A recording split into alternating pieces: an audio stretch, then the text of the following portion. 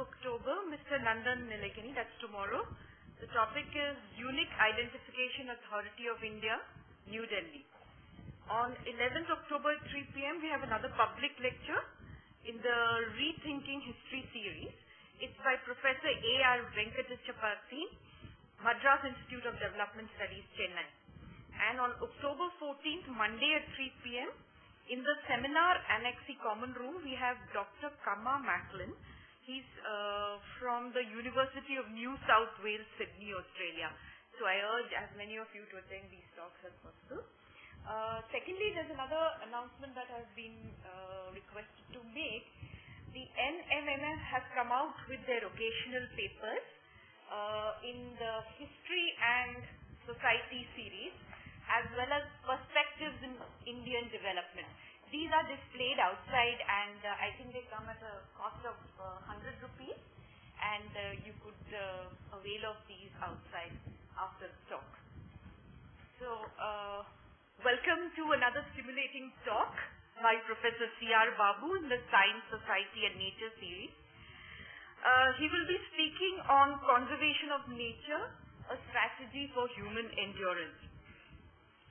Professor Babu is currently Emeritus Professor at the Center of Environment Management of Degraded Ecosystems.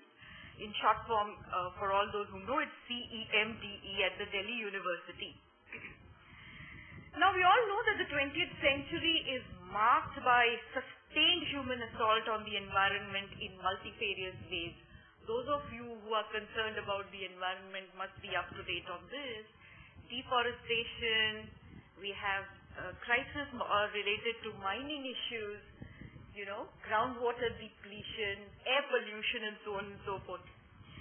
And therefore, evolving mitigation measures to counter human-induced ecological disruptions is a 21st century environmental challenge. This is quoting from Sir's abstract. Professor Babu's talk today is in keeping with the spirit. He's going to outline his research center's success stories with respect to one mitigation program, ecological restoration of mined-out areas. Professor Babu needs no introduction as he's a luminary of sorts, with several research papers and awards to his credit.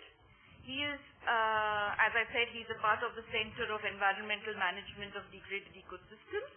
Prior to his present position, he was faculty member for nearly 3 decades at the Department of Botany, Delhi University. His research interests span intensive studies over 4 long decades in the area of systematics, environment, and ecology. Now, this is really interesting and something to be acknowledged. In recognition of his research contributions, he was awarded the Vasvik Award for Environment, Science, and Technology in 2005, the Narayan Dutt Award for Conservation of Nature in 2008, and the very prestigious Indira Gandhi Paryavaran Puraskar of the MOEF, Government of India, in 2009. So I think that with this brief introduction, Professor, we are really very eager to listen to your talk. Thank you so much. Thank you, Madam. Distinguished participants for this public lecture. It is a pleasure for me to present you something on the conservation of nature, a strategy for human endurance. I present my talk in 3 parts. Part 1 deals with the conservation of the nature and human endurance. The part 2 deals with the ecological restoration. And part 3 covers the success stories that has been achieved by the Center of Excellence in the area of mining sector. Each of these I will take about 15 minutes so that I will cover my lecture in the 45 to 50 minutes, the time that has been allotted to me. modern humans emerged out from hominid group some 2 million years ago in Africa, and then began wandering out of Africa some 70,000 years ago to populate the world. Now you ask me, what is human endurance? Human endurance refers to the ability of the species Homo sapiens on a evolutionary time scale. When I talk about evolutionary time scale, it may be in what we call thousands of years.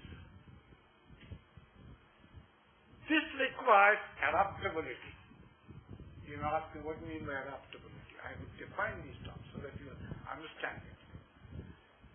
Refers to the ability to endure unpredictable future environmental and ecological conditions.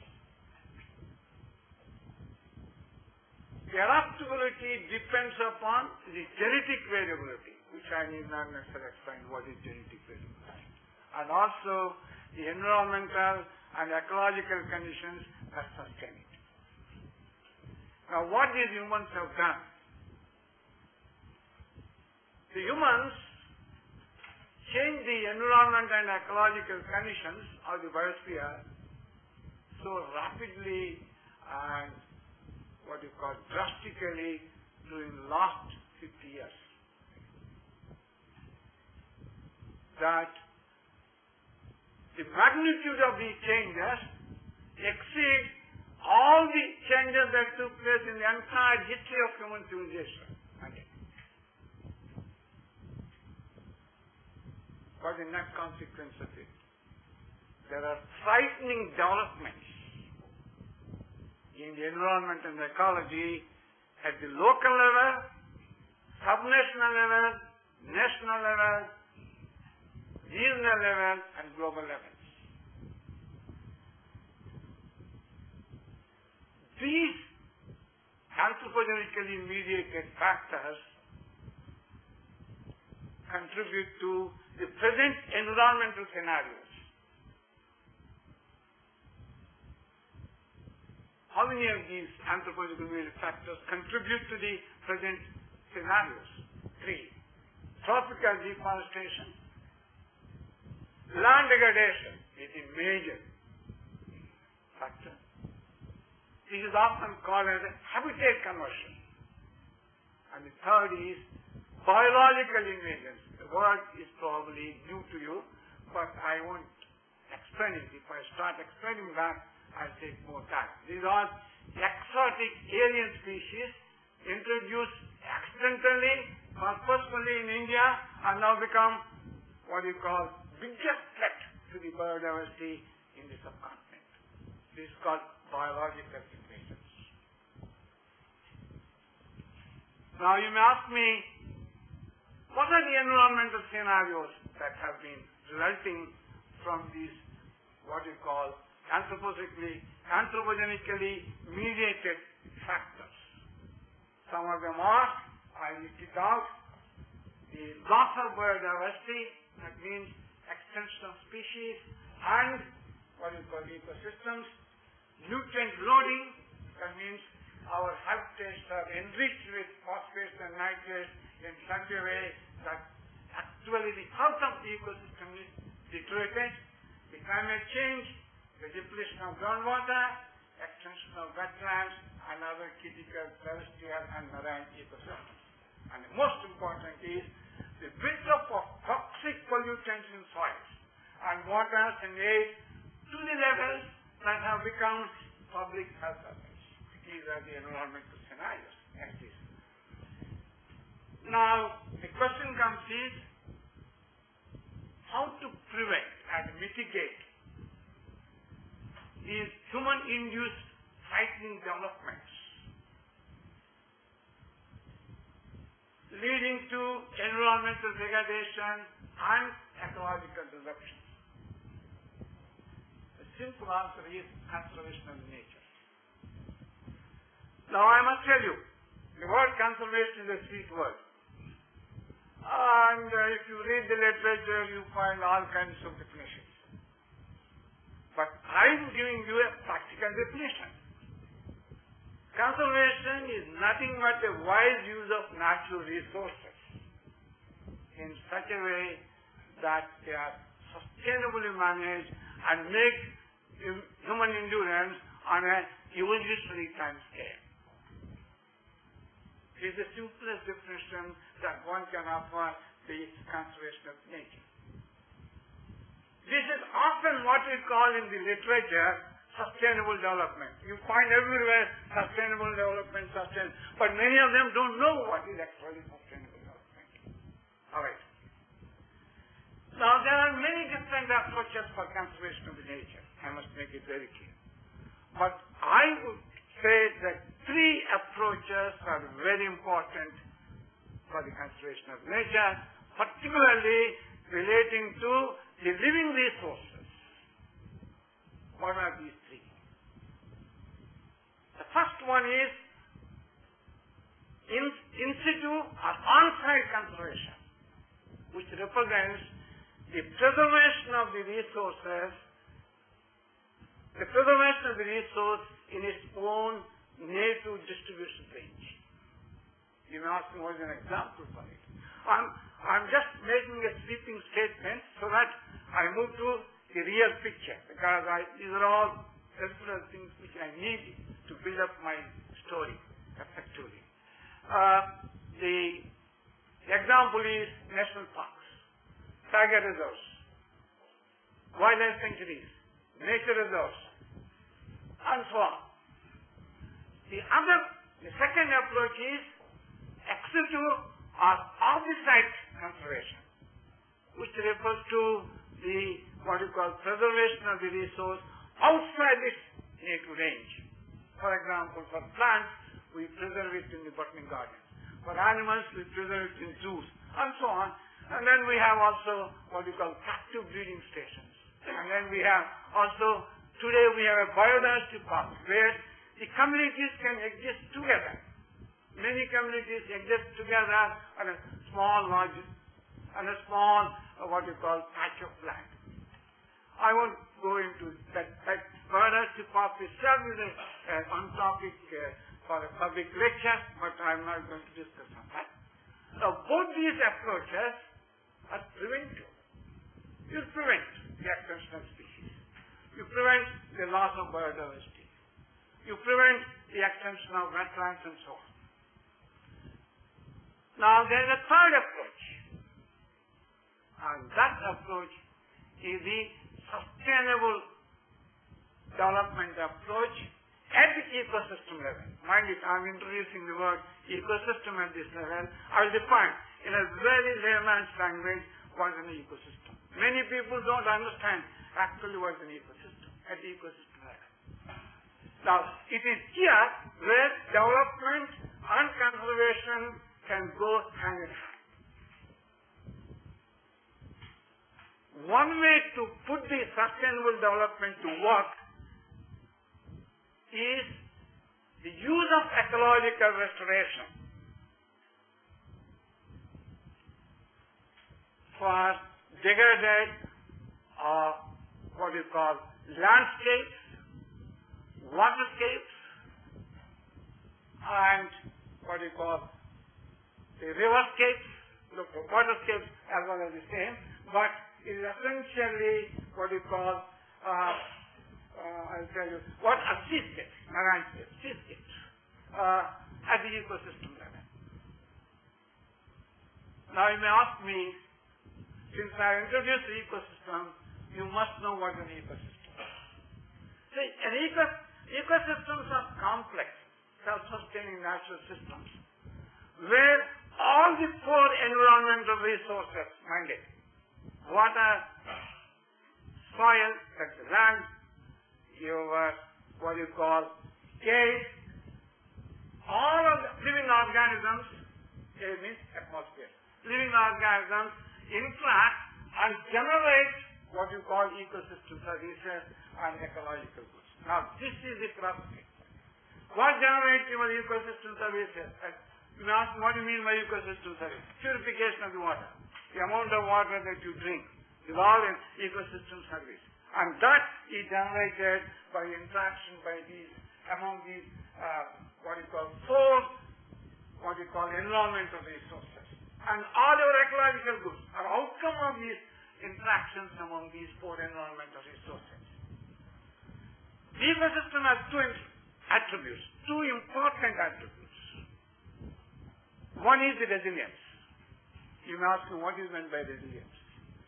The ability to spring back to the original state of the ecosystem whenever the disturbance regime, that means changes in the ecosystem, is within the natural threshold limit.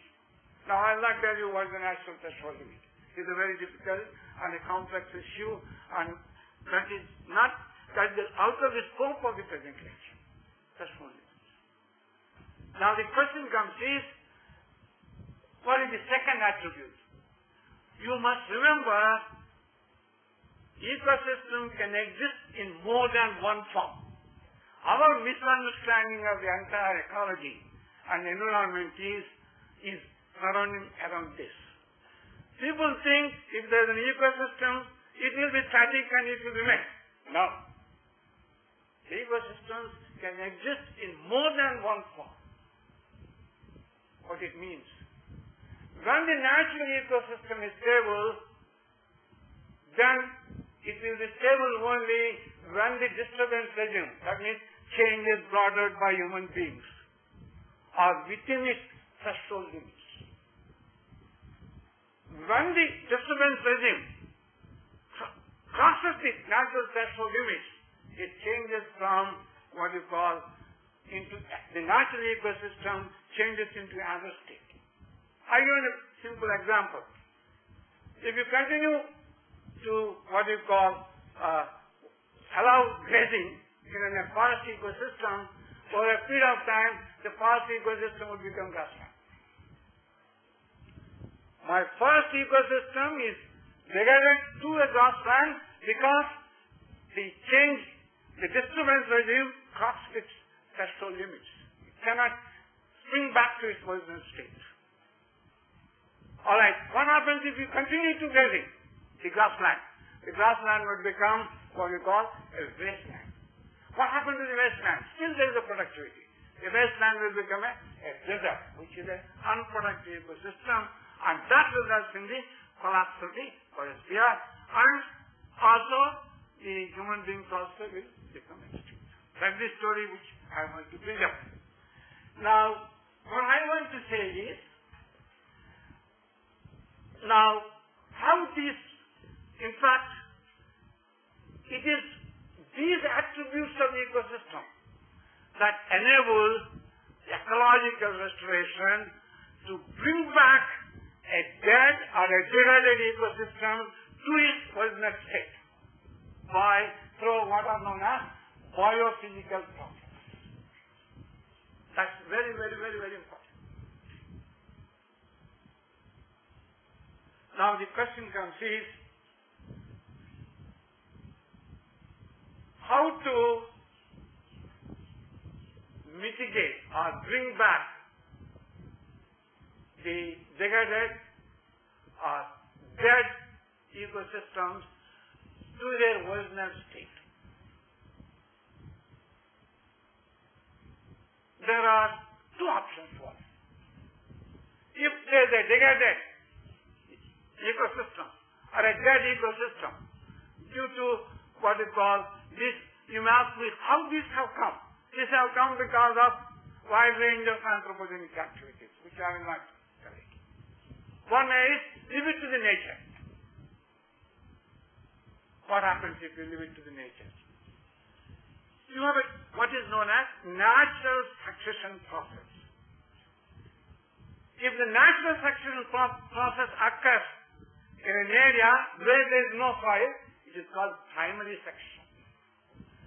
And if natural succession occurs in an area where there is some amount of soil, it is secondary succession. But you may ask me how much time it will take for the natural succession to bring back the original state of ecosystem from a dead ecosystem. It will take 100 to 10,000 years. Let me tell you. Why? You may ask immediately, what is the reason? Why it will take so much time? I must tell you, the natural succession involves chemical, physical, biological process, all of which interact. Some of these processes may take 10 years, some of the processes may take 10,000 years. I must tell you, the soil formation takes thousands of years. Generally, you think of what you call development of original ecosystem, natural ecosystem. So therefore, many people who have a narrow mind would think that we leave it and let the natural succession take place. Yes, natural succession takes place, but how long? 10,000 years. 10,000 years, I'd say, don't 10,000 years, 100 years. How many generations go away? So you must look that aspect. I'm opening, I'm opening up your thinking capacity so that you will understand where the issues are, how to look at these issues in a right perspective. All right. What is the second option? The second option is ecological restoration of dead or degraded ecosystems. Now, I'm coming to the second part, that is the ecological restoration. I must tell you, ecological restoration is a mitigative approach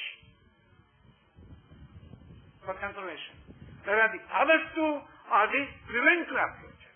Now, what is ecological restoration? Please, next. Ecological restoration refers to what you call restore the degraded or dead ecosystem to its natural functional state and will have biotic and abiotic thresholds that will enable to function it sustainably. That is what is called, in a simple language, ecological restoration. Still you have not followed that. I am giving another definition. Restoration ecology is an ecological engineering and involves assemblage of species or assemblage of what we call assembling ecological communities that promote biophysical process leading to the development of a functional ecosystem. Still you have not followed our third definition. It assists the recovery of the ecosystem that has been degraded, damaged and destroyed typically as a result of human activities. What is its goal? Its goal is re-establishment of the characteristics of the ecosystem, such as biodiversity. That means the entire original biodiversity will be brought back into the restored site or the restored ecosystem. And ecological functions that were present before degradation. In other words, I brought back my natural state of the ecosystem from a dead ecosystem. You may ask me, is it possible? I'm a madman here to say that how can you make the dead ecosystem alive? I will show you what we did, what the Center of Excellence has been done. Next please. Now, what is the potential of the ecological restoration? These are not my statements. These are statements given by eminent ecologists across the world. Restoration ecology or ecological restoration provides some hope for the future of the environment. Future of our planet depends upon the maturation of young discipline of restoration ecological science. Next please. Now, when I talk about restoration ecology in a broader perspective, it includes phytoremediation. You may ask, what do you mean by phytoremediation? Use of plants and root systems to remove toxic elements from contaminated sites. You will find that the sewage treatment by wetland ecosystem, it is nothing but what we call plants and their root systems float on the sewage water, and that from sewage water, the roots and the plants will pick up all the toxic elements. There is another technology, what is known as bioremediation technology. It includes not only phytoremediation, but also the use of microbial communities, which actually detoxify all organic, inorganic contaminants of the polluted environment. This is a powerful technology which has been used for even what we call decontamination of what we call soils which are contaminated with oil sludge. There are many. Now today, our STP functions only based upon the bioremediation technology. Sewage treatment plants, all sewage treatment plants, aerobic as well as anaerobic sewage treatment plants will use the microbial communities. Next. Now, when we talk about the ecological restoration, if there are some forest officers here, they will raise immediately an objection. What are the other terms that are used? There are two other terms that are used in the literature. One is reclamation, the second is what we call rehabilitation, and the third is restoration. These three are different terms. When I talk about reclamation, I talk only what we call replacement of my original natural system by a new system, which is composed of what? One or two species. This is what the forest department does in the name of what we call reforestation and afforestation. Reforestation and afforestation do not lead to the development of a natural ecosystem. It simply leads to what we call replacement of original system by a new system consisting of only one or two species. It does not have the necessary biodiversity. It does not perform all the ecological functions that generate ecosystem services and ecological goods. So therefore, what we need is not a reclamation. What we need is a restoration. Then you ask me, what is restoration? What is what we call is the relationship among these three terms? This is my ecosystem structure. This is my degraded ecosystem. This is my ecological function. When I plant two or three trees, I am replacing my original ecosystem, and this process called as a reclamation. When I restore my degraded ecosystem or a dead ecosystem to some level of it, not fully full state, of it, then it is called, of a means to some state, not to the original state.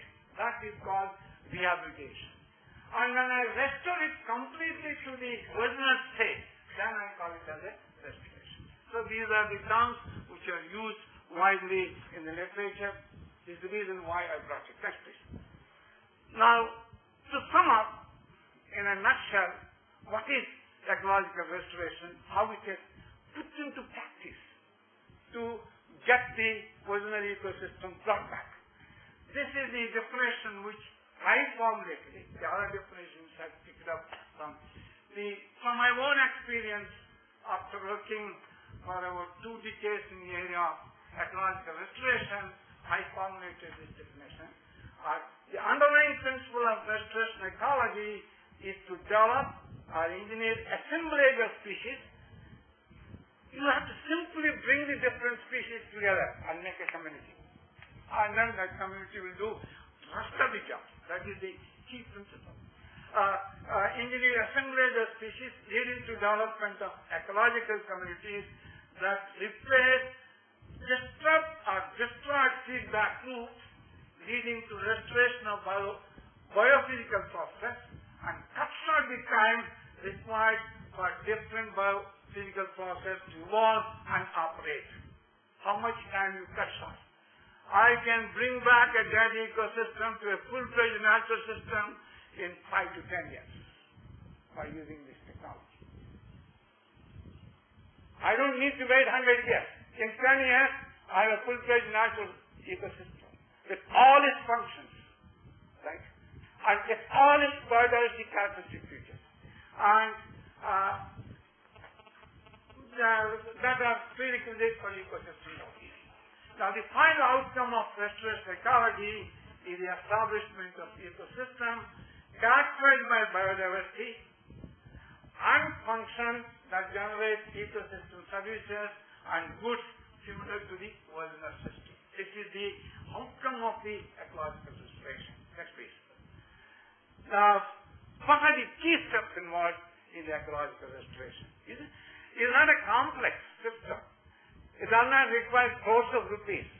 It requires a little bit passion, commitment, and a little bit originality, creativeness. That's all. Nothing else. You don't require much money. I'll tell you how much money is needed for a kid to bring a dead ecosystem into a full-fledged ecosystem.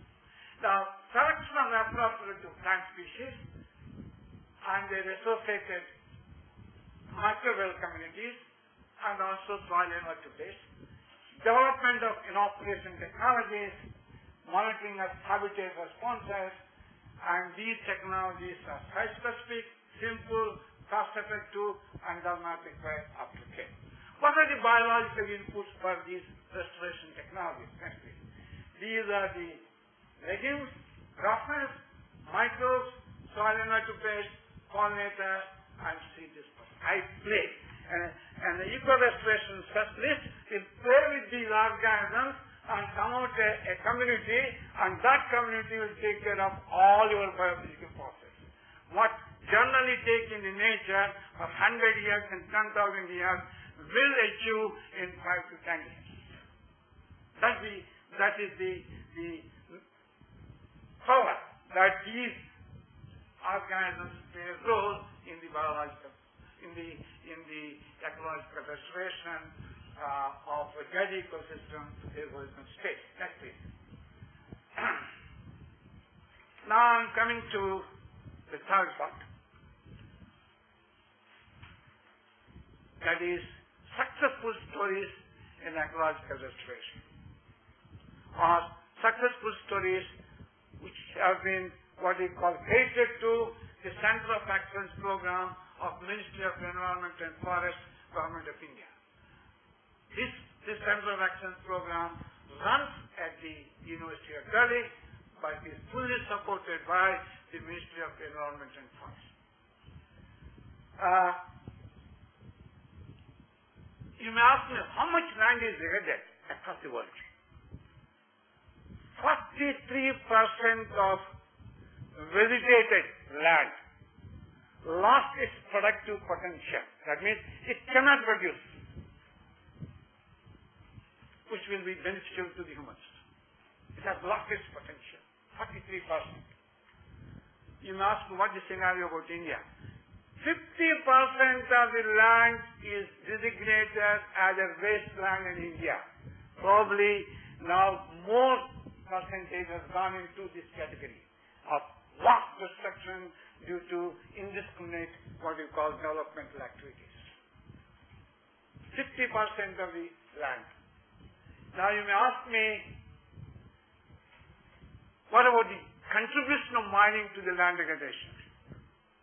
There are two kinds of mining when you take the resource. One is underground mining, is relatively ecologically friendly, environmental friendly. There's another kind of mining, that is open cast mining. What you do, you break open the land and take the what you call resource. And this was not available 2 decades ago. This open cast mining is not what you call possible about 2 or 3 years, 2 or 3 decades ago. About 3 decades ago. The reason is we don't have that machinery to take away the huge amount of what you call soil and put at one place and then go to the what you call deep into the what you call soil to extract your desirable mineral. That technology is not available. But today, the most prevalent technology, what the net result is, thousands of hectares of highly productive lands are converted into unproductive ecosystems or dead ecosystems. Now you may ask me, what are the impacts of the open cast mining? You find mountains like overburden dumps, which never found in nature. So what happens is, what will be the height of a overburden dump in open cast mining? It will be 120 meters high. What will be the slope? Anywhere between 28 to 70 degrees. And do you know, worst thing is, the bottom soil holding layer, the lowermost soil holding layer will come on the top. What it means? All the rocks which were there in the lowermost strata are brought on the top, and they contain heavy metals, highly toxic elements. And they were never exposed to the environment, natural environment.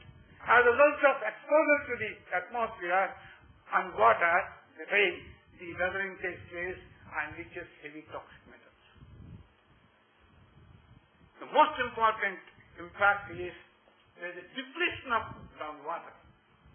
And there will be no recharging of the groundwater.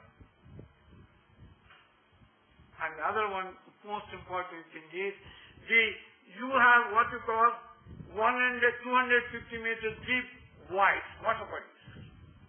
And they're all exposed. They're never exposed under natural conditions. As a result, more gases of biological significance are utilized in the chemical reaction. So what is the net result? There is a depletion of gases of biological significance, that is oxygen and carbon dioxide. Both are very important. Carbon dioxide needed for my plants, and oxygen is needed for all living organisms in plants. Why carbon dioxide is needed for plants? For producing food. And without that, no organism can survive on this planet. Alright. There are large number of toxic chemical elements and so on. Next please. Now the Center of Excellence program has been what we call working on the ecology. The Center of Excellence has been working on the ecological restoration of mined out areas for more than 2 decades. And it has developed many site-specific restoration technologies which have been now widely used by different stakeholders. Now, I would illustrate here some of the successful stories relating to the ecological restoration of dead ecosystem to the natural state of ecosystems. Next page. Now, these are the limestone mined out areas in the lower ranges of Missouri Hills. The limestone was taken out by open cast mining from the hills. I don't know exactly yet. This is about 20 years ago. The Supreme Court has banned it because Rajiv Gandhi was very active there, and people have complained. There's a deficiency in oxygen. People have developed their breathing problems. So the Supreme Court banned the mining.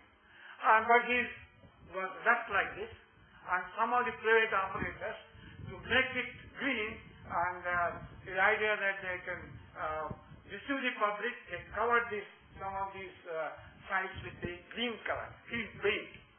I'll show you, still that paint is still there. I can show you. Now, we took this as a challenge to restore it back. What was the original ecosystem here? The original natural ecosystem is subtropical semi-evergreen forest. Now you can see, after 10 years we developed these dead ecosystems into what we call natural ecosystem. But the slide that I'm showing you is about 20 years old. Next please. Now this is after 10 years old. This is 20 years old. Now you can see is a full-fledged tropical, subtropical, evergreen forest ecosystem is Babu. What we did, We have not, now if you go there, you'll find some 250 to 300 species. But we have not used 250 to 300 species. We have used maximum 70 species, and using that 70 species, when the habitat is processed, all other species have arrived. Now, you can see it's the most productive ecosystem today. And this ecosystem, in terms of its biodiversity, is far better than what the natural ecosystem is. And this is a 20-year-old.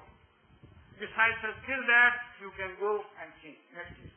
Now, you can see is also what you call a site after open cast mining of the limestone in the upper ranges of the Musul Hills.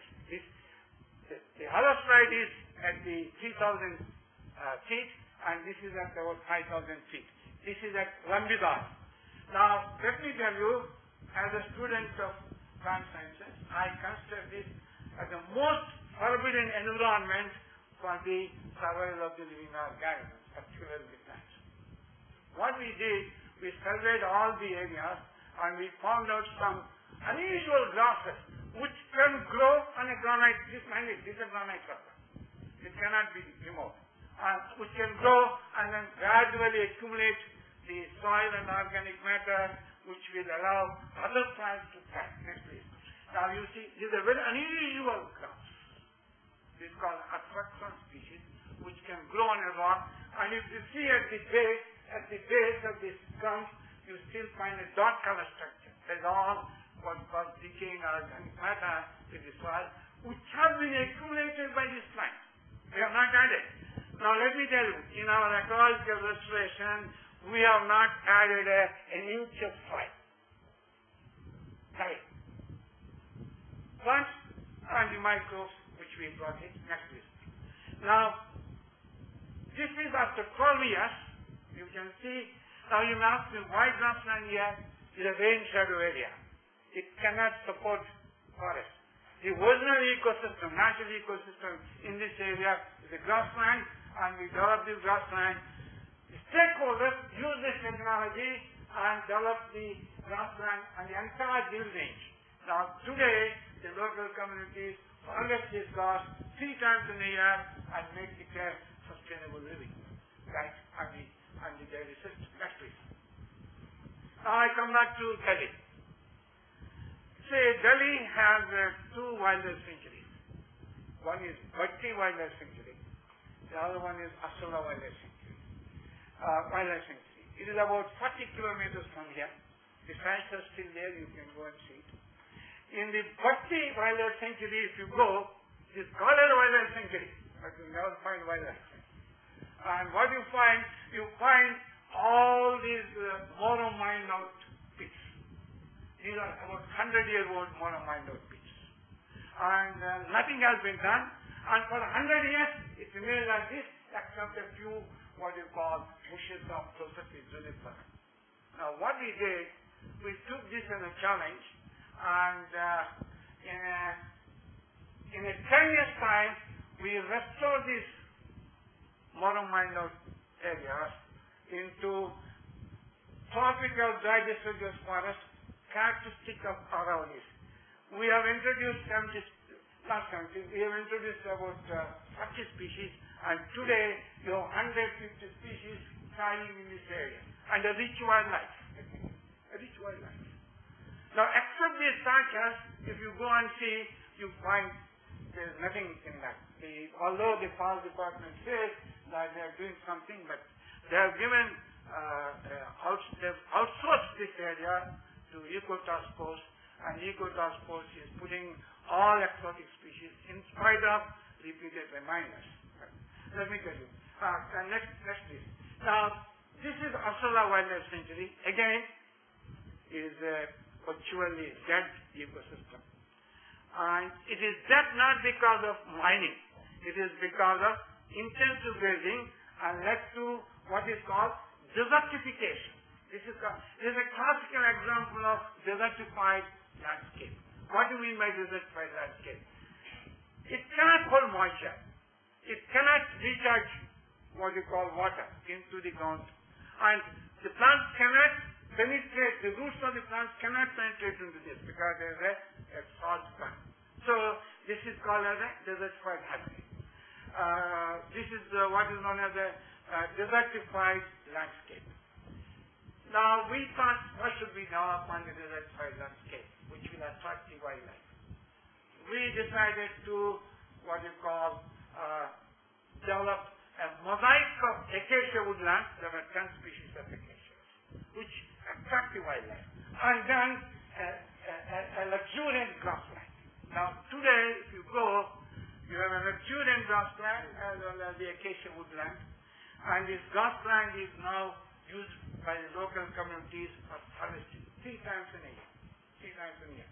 And I must also tell you here, during our research, we found out 1 microbe from these habitats which would kill termites, because that microbe produces a hydrocyanuric acid in the form of a gas, and that will kill the termites. And we have demonstrated, and we have also published some papers on this. Next please.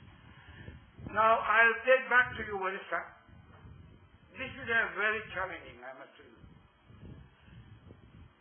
This side is from limestone mined out area by open cast mining, by steel right of India. This limestone which is mined here is supplied to Rourkela for making steel. Now you can see how this structural activity of open cast mining. These are the benches, and then this one is the what you call the OBD, the wall button down. Now you may ask me what is behind it. It is a natural hillock which supports the natural ecosystem, and it used to be like this. The entire area used to be like this. You may ask me what it is. This is about 200 acres of 30 meters deep mine wide. Mine is extracted and it becomes a cavity or a pit, and that pit is filled with the water. Where this water has come? The water has come from all the surrounding areas to an aquifer system. What happens to the tuberous in the surrounding areas? There is no water in the tuberous, they're all dried up. Now, that's a different story which I want to tell you. We have decided to restore this 250 acres to a original natural ecosystem which has a better biodiversity and ecological function than the surrounding hills. How many years it took? 8 years. Is a commitment to the people of sales as well as commitment to the people working in Center of Excellence that made it possible. Next please. You can see now here, can you distinguish? The same. You may ask me, I'm deceiving you by showing a different side. You can see this post. There is also post there. It's the same site. It has been transformed. There are 143 species in this area. And how many years old? It is just 8 years old. You can see different views of this. This is my original natural ecosystem. This is my restored ecosystem from a dead ecosystem to natural state. Now can you distinguish? It is the same. Now you can see this pole, iron pole. I have not changed this side. Next please. You can see the difference. You see the entire stretch, 250 acres of OBD where there is no grass except a few weeds. Now there are 140 species. Most of the species produce a minor forest produce. There is what is known as char. There is a Bucknania lungeon. It produces a nut. 1 kg of the nut costs 2,000 rupees and it is not easily available. And there are 200-300 trees in this patch. Next please. Now you can see the same in a different view. Next please. These are different views of the same forest which we have developed. Next please. Now I'll show you some of the individual communities. You may ask me how many communities are here. There are about 8 to 10 communities which we have developed. Now this is a bamboo thicket. It is inside the forest. Next please. And this is a Dalbagia dominated community. You can see the trees. Next please. This is also Dalbagia dominated community. Next please. This is a mixture of Dalbagia and bamboo. Next please. And this is alvesia dominated community. That means one species dominates over the other species. Next please. And this is arena, the broad-leaved species community. Arena dominated community. Next please. And this is a three-story forest ecosystem has developed in 8 years' time. Next please. And this is acacia dominated community. Next please. And this is a mixed forest community. Next please. And this is an overview of the entire limestone mine road area in Punapani. Next please. And this is another community. Next please. And this is Temnina America community. Next please. Now this is a small coming up. These are the young plants which we have planted. Next please. Now this is a luxuriant grassland. Next please. Now I must tell you, to enhance this socio-economic status of the people, they are all tribal people, very poor I must tell you.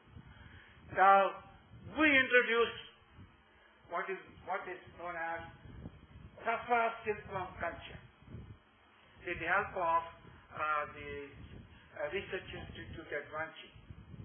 Now, each cocoon costs about 5 rupees. The locals have harvested 5,000 cocoons in one season. And each cocoon costs 5 rupees. Now, we have many oak plant trees. You can see this cocoon. This cocoon is used for producing tassar silk. And tassar silk is a very expensive silk and it is in high demand. Next please. We also, what you call, introduce lac insect culture. Lac. You know what the lac? Lac is used for a wide range of purposes today. And you can see this lac insect. The lac insect. And this is also for the improvement of the socio-economic of the people. Next please. Now, what I do with the 200 acres of 40 meters deep water body, that is called white. We introduce first phytoplankton and zooplankton. And we also introduce some what we call zooplankton, which requires for the larvae of the fish. We introduce 8 lakh fish. And today, each fish weighs about 15 kg. And the local communities now adopt fishing rather than going to a neighboring place for a daily work. Because each day they harvest some 2 to 5 fishes and they get about 250 to 300 rupees per day. Next please. Now this we have done on the iron ore mines in Seth, in Odisha. There is a erosion of the OBD from the iron ore mines down into the streams. They have a problem of stabilization. Using a unique species of grasses, we stabilize it. Next please. Now, by looking at all these developments, the Coal India woke up. Coal India is responsible for the massive destruction of our highly productive ecosystem across the country. They are the one, it is the one agency, one public sector undertaking which does not bother about the ecology and the environment. But now they woke up and they have asked us whether we can set up a demonstration plant in their coal fields. Mine is, this is a 1-year-old. This is a dump. This is a 50-year-old dump. There's nothing. It is a wall garden dump derived from coal mining and dumped at one place. And it was lying there for the last 50 years. Now in 1 year, you can see the development of the grasses and the bamboos. Similarly, there is another place that is in BCCL, Ramsar, and this is at Ranchi, and the coal field belongs to Central Coal Fields. This here. Next please. Now what I want to say is the technologies are simple, cost-effective, does not require aftercare, and generate livelihood among local communities, particularly women. Next please. To summarize it, to restore our degraded lands to their original state, long-term financial commitment by the public and private companies and state and central governments are essential to ensure ecological sustainability while allowing economic development to take place. That is the end product of restoration ecology. This is an insurance for human endurance. With this, I thank you very much for listening. Thank you, Professor, for that invigorating talk. I'm getting so many ideas, and I hope that you come and use the center's magic wand in many more areas that require your inputs and action. So now, if you have any questions, I will be pleased. Professor will be pleased to answer, and if you could raise your hand and identify yourself. Anybody, please? I am not given the incomities how the technology works out, how the microbes have been. That would become a very lengthy way. So I cut now. Sir, would you like to, shall we take in all the questions, or you would like to? Whatever you think. Okay, yes, please go ahead. Sir, I must congratulate you because you have given a very splendid, account for which we had a fear that it cannot be repaired so fast. My question is that you have raised depletion of water tables. Yes. And if you can give us some account of the restoration of the depletion of water table, the name of the plants or anything which could be more useful, because